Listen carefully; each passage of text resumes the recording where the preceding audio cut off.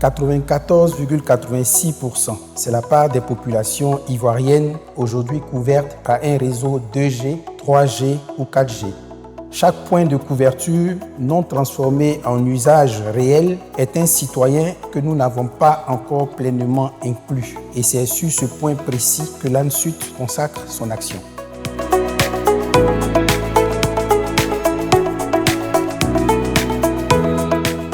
Le gouvernement, sous l'impulsion de Monsieur le ministre Djibril Ouattara, a posé un cap clair, un cap qu'on a appelé Vortex.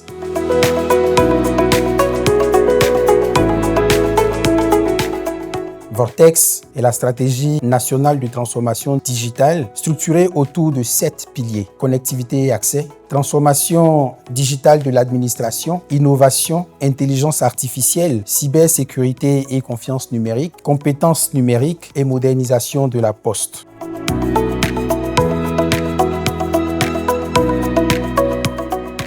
C'est cette Côte d'Ivoire-là que l'ANSUT construit aux côtés du ministère, localité après localité. Une Côte d'Ivoire où le dernier kilomètre de réseau devient le premier kilomètre d'opportunité.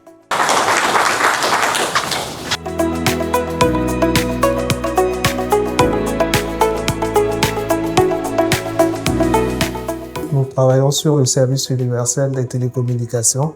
Il faut noter que le PSP est une véritable opportunité pour nos populations. D'un point de vue de business et même d'un point de vue social, il met en face des 30 millions de populations que nous pouvons être en Côte d'Ivoire, les 150 millions de populations en zone de UEMOA. C'est une véritable opportunité.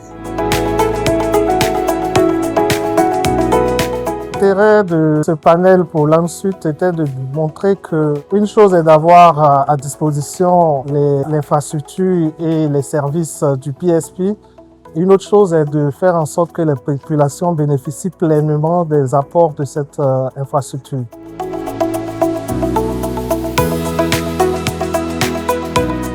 Sur la keynote, il était question de parler de l'impact du service universel aux télécommunications. Nous avons présenté des indicateurs en termes de couverture de réseau. Notre mission, c'est de faire en sorte que tous les citoyens soient connectés et qu'il n'y ait plus de fracture numérique.